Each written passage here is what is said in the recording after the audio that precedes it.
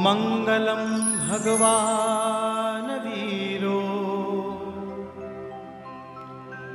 मंगलम गौतम प्रभु। ओम नमो अरिहन्ताणं नमो सिद्धाणं नमो आयर्याणं नमो वचायाणं नमो लोये सवसाहु। जय जिनेंद्र। मंगलम में आज आपका स्वागत है। आज हम आपको फिर ले चलेंगे 10 लक्षण धर्म की प्रवचन धारा की ओर। उसके बाद में हम आपको सुनाएंगे एक भक्ति संगीत और अंत में हम मिलेंगे हमारी युवा पीढ़ी से जो हमें समझाएंगे जैन शिष्टाचार के बारे में।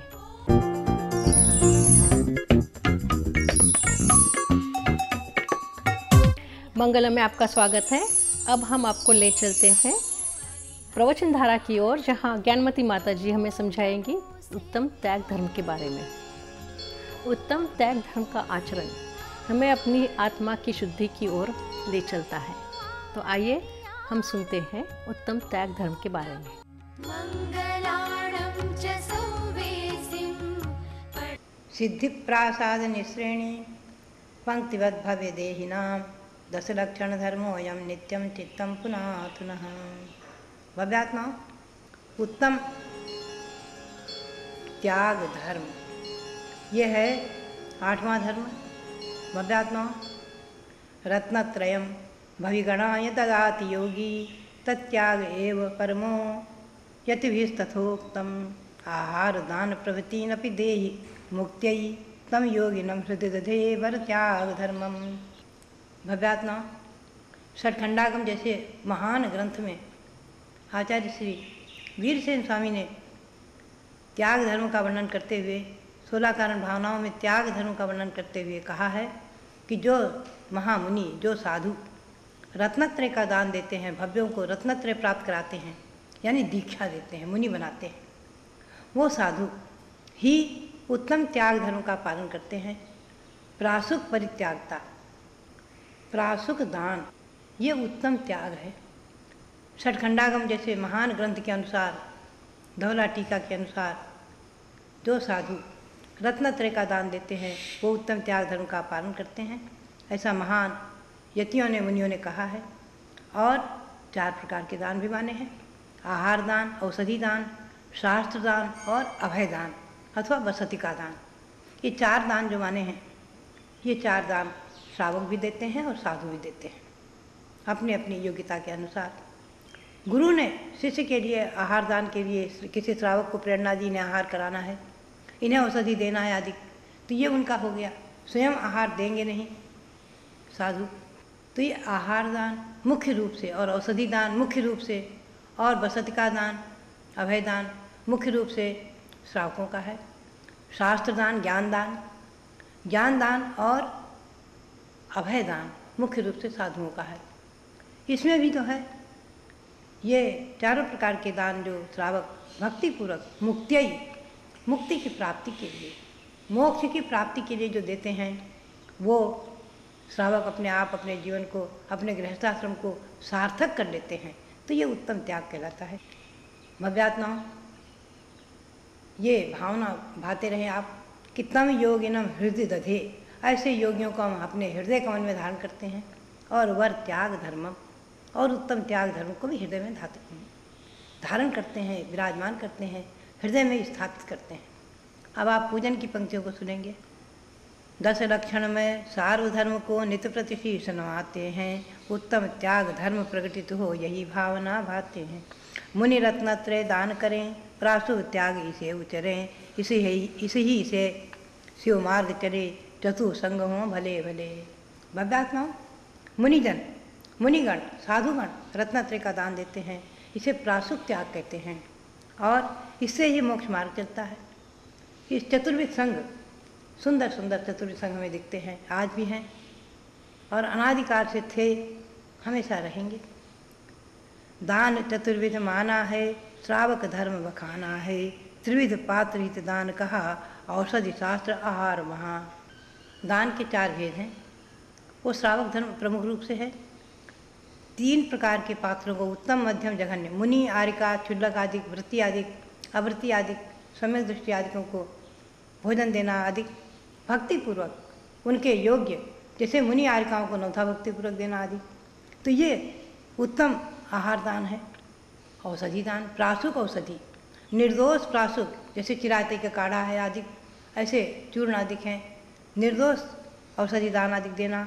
शास्त्र, निर्दोष भगवंतों की वाणी स्वरूप ऐसे शास्त्रों का दान करना। ज्ञान का दान देना, पढ़ाना आदि। और अभय दान, अभय दान जिन वर करते, मुनि श्रावक भी तो करते। अभय दान पूर्ण रूप से मोक्ष मार्ग का उपदेश, पूर्ण रूप से प्राणी मात्र पर दया, ये अनंत भगवान के ही संभव है। फिर भी अपनी शक्ति के अनुसार ऐसा योग्य मुनि भी करते हैं, श्रावक भी करते हैं। अभी कल ही एक श्रावक ने बताया, बड़ा अच्छा लगा। बोले दिल्ली के महानुभाव कि हम मार्ग में जब हस्तिनापुर आते हैं तो 500 पक्षियों को भी छुड़ा कर आए हैं। 500 पक्षी जो बेचे जा रहे थे उनको छुड़ाकर 7-8 हज़ार रुपये उसको दे करके 500 पक्षियों को छुड़ाकर, तोता, कबूतर, चिड़िया, उनको छुड़ा करके आए हैं। वो सब आकाश में उड़ गए, स्वतंत्र हो गए। बड़ी प्रसन्नता का अनुभव कर रहे थे, तो अच्छा लगा। जीवन दान महाना है, आर्ष ग्रंथ में माना है। जीवन दान महान दान है। एक धीवर ने मछली को 5 बार जीवन दान दिया, अगले भाव में 5 बार उसकी रक्षा हुई।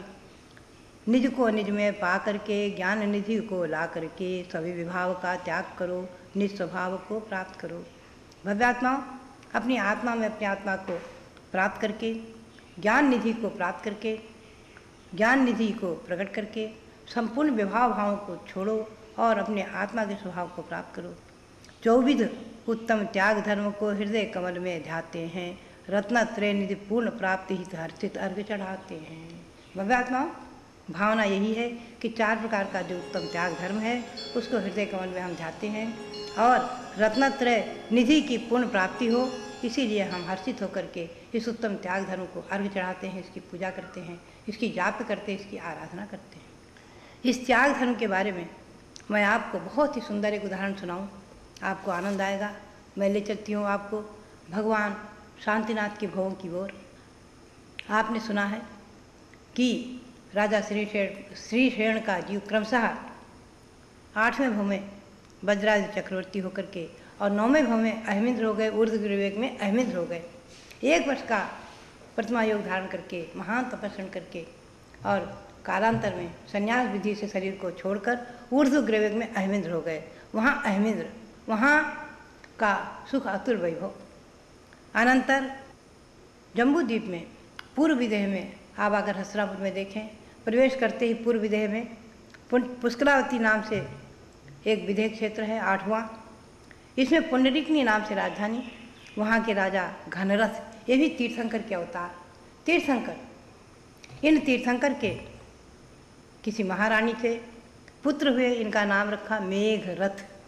मेघरथ और जो सहस्रायुध के पुत्र था, इनका सहस्रायुध पुत्र वज्रायुध चक्रवर्ती का पुत्र सहस्रायुध, इसने भी तपस्या के प्रभाव से ऊर्ध्वग्रीवेग प्राप्त किया था।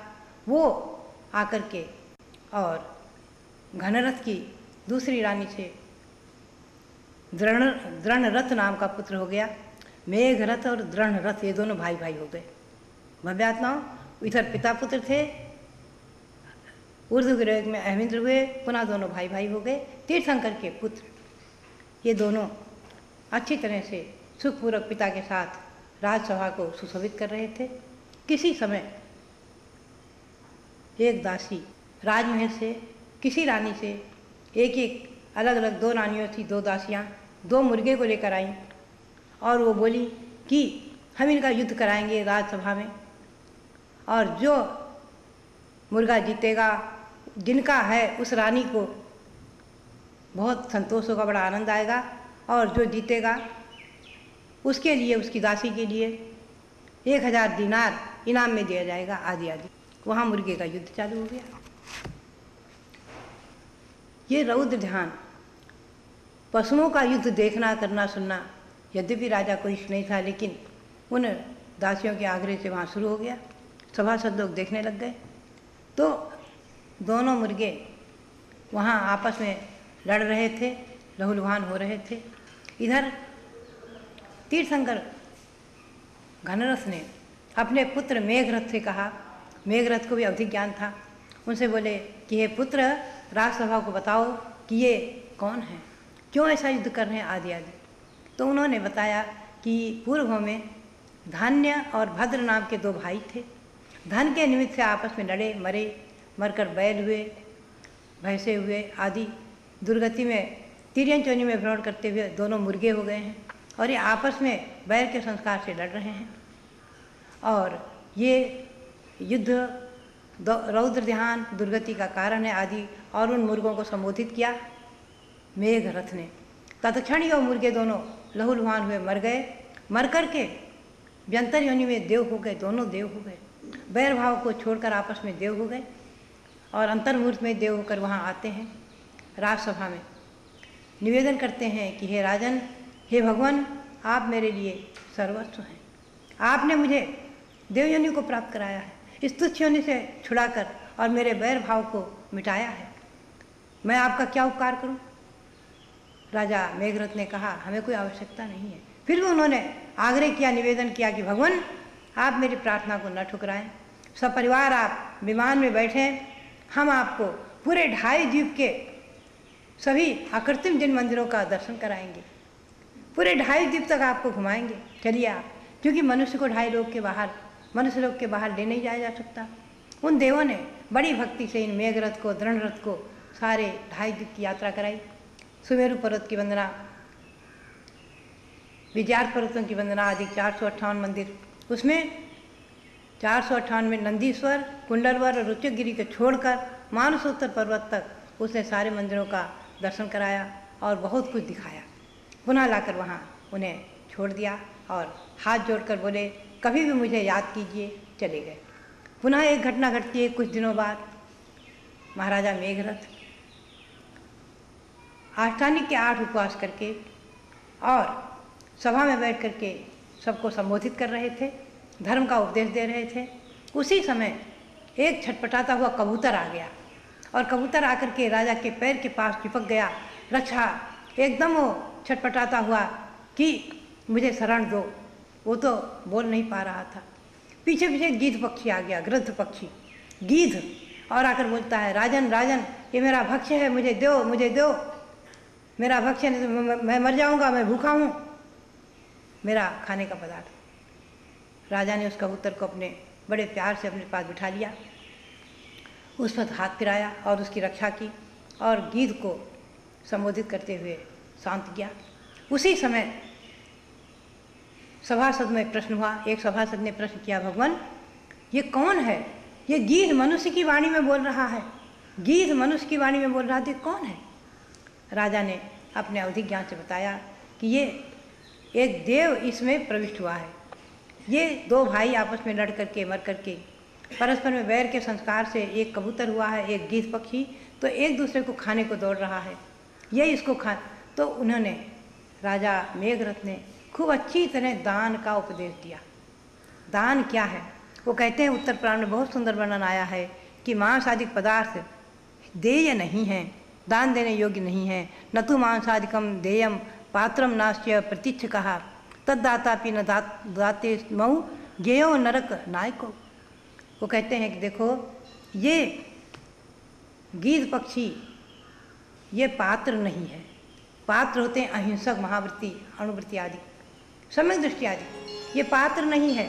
और ये देय कबूतर ये भक्ष्य नहीं है, मांस आदि पदार्थ भक्ष्य नहीं है, देय पदार्थ नहीं है। देय पदार्थ होते प्रासुक वस्तु, प्रासुक भोजन। और दाता, दाता होता नवधा भक्ति से दान देने वाला।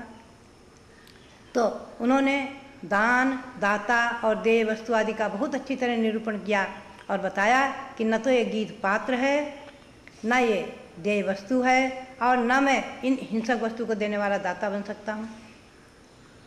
तो उसकी समझ में आ गया। वो गीध पक्षी का देव प्रकट होकर के उनकी स्थिति करता है, उनकी वंदना करता है। तो मैं उत्तम त्याग की ओर आपको ले चल रही थी। हमेशा ध्यान में रखना, प्रासुक वस्तु ही देय है। पात्र साधु आदि आवृत्ति सम्यक दृष्टि आदि की पात्र होते हैं। इनको दिया गया दान फलता है अनंत गुणा होकर, भोग भूमि को प्राप्त कराकर परंपरा से स्वर्ग और मोक्ष को प्राप्त कराता है। और निकृष्ट दान दुर्गति में ले जाने वाला है। ये कहते हैं नरक नायको। ऐसे दाता और पात्र सब दुर्गति की गामी नरक के पात्र बन जाते हैं। तो भव्यात्माओं, मैंने आपको ये भगवान शांतिनाथ के पूर्वों को सुनाया और त्याग का महत्व बताया है। ये उत्तम त्याग धर्म हम और आप इसे धारण करके अपने जीवन को पवित्र और पावन करें, सार्थक करें, यही प्रेरणा है। अब आप मंत्र का उच्चारण करेंगे। ओम ह्रीम उत्तम त्याग धर्मांगाय नमः। ओम ह्रीम उत्तम त्याग धर्मांगाय नमः। ओम ह्रीम उत्तम त्याग धर्मांगाय नमः। ओम ह्रीम उत्तम त्याग धर्मांगाय नमः। अब वक्त है एक छोटे से ब्रेक का। जाइएगा नहीं, हम अभी लौटते हैं।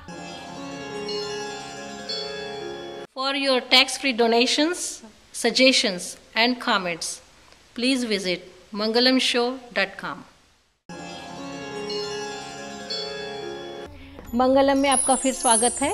अब हम सुनेंगे एक मधुर भजन कीर्ति सागठिया जी की आवाज में।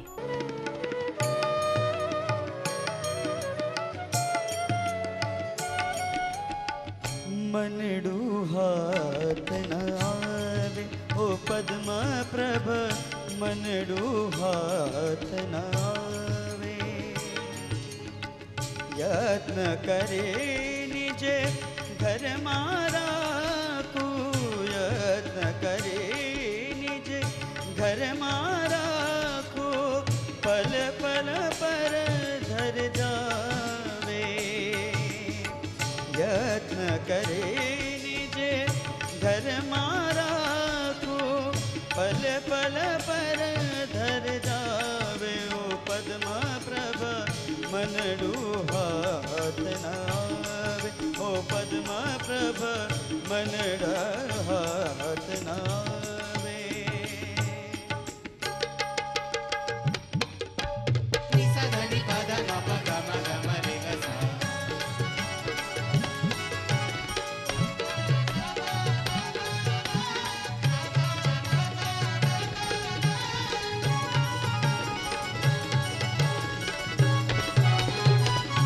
प्रसन्न चंद्र ने क्षण नारक, क्षण स्वर्ग बताव्यो।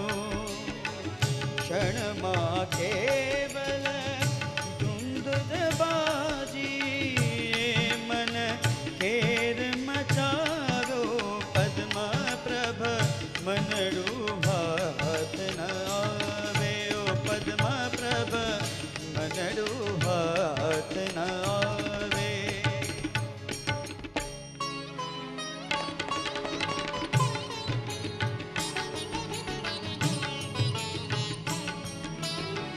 ए मनडू प्रभु तमे वश कीधो, ए मनडू प्रभु तमे वश कीधो। ए आगम थी जान्यो, तारा शरण थी हूँ पण जीतिश। तारा शरण थी हूँ पण जीतिश।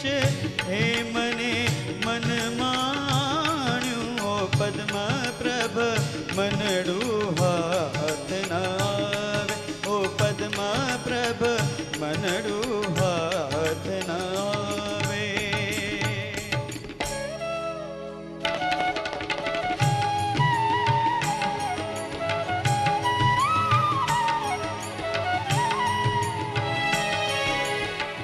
आत्म कमल माँ तेथी वाला,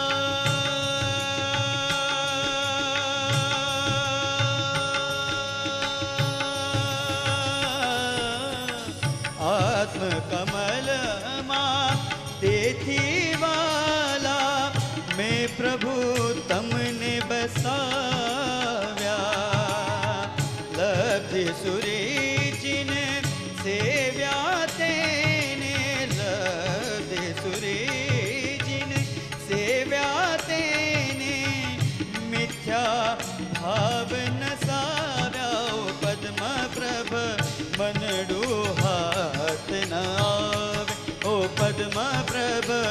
मनडू हाथ न आवे। यत्न करी निज घर मारा को, यत्न करी निज घर मारा को, हर पल घर घर जावे, हर पल घर घर जावे। मनडू हाथ न आवे, ओ पद्म प्रभा, मनडू हाथ न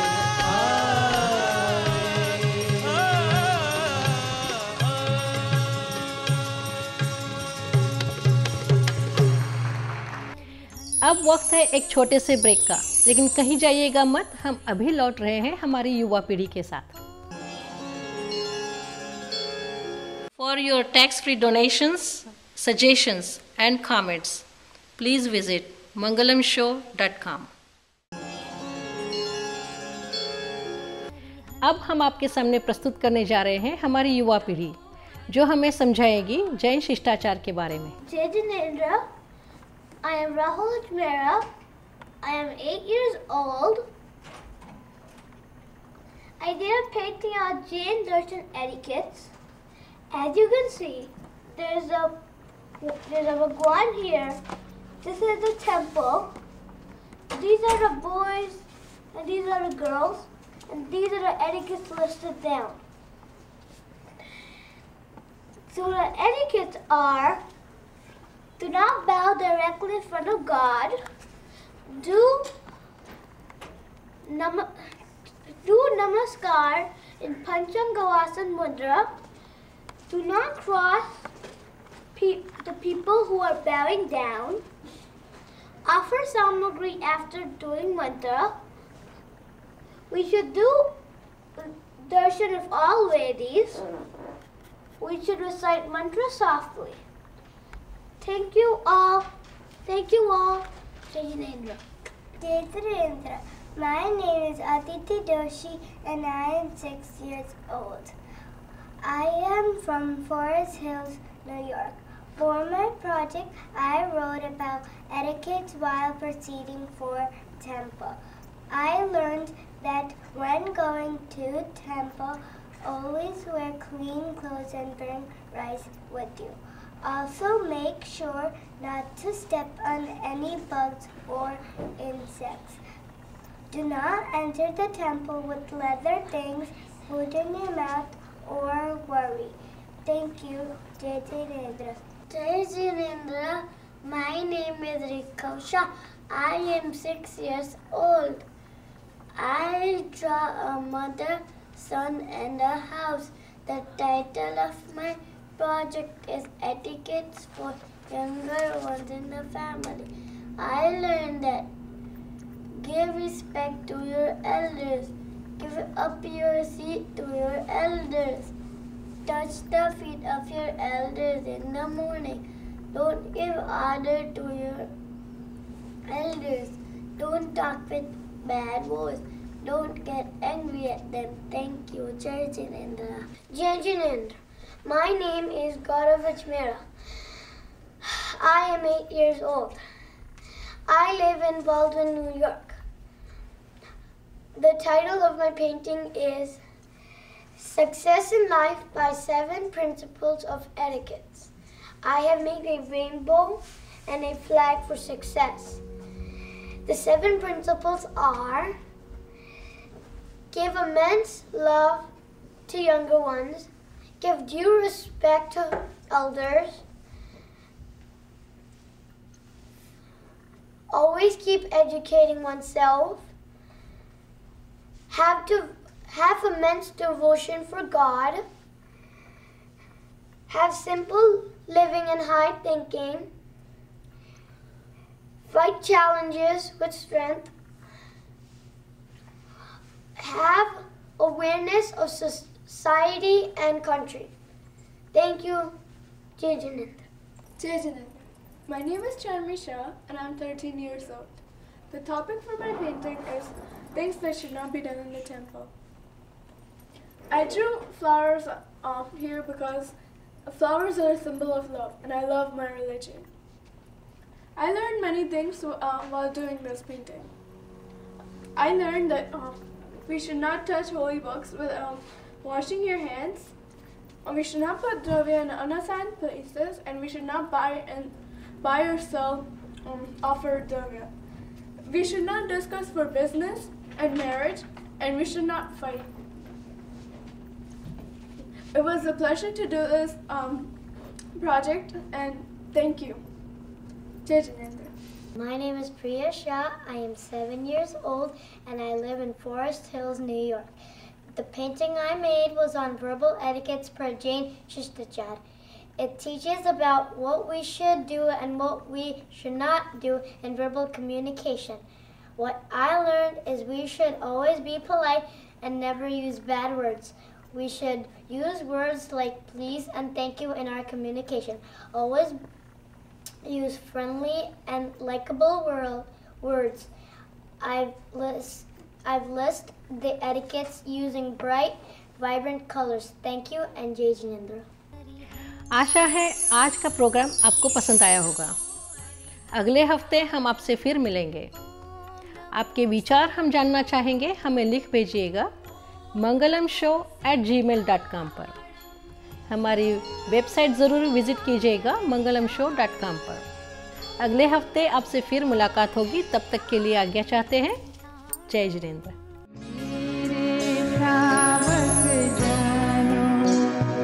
जरा हाथ जोड़ कर बोलो, जब जय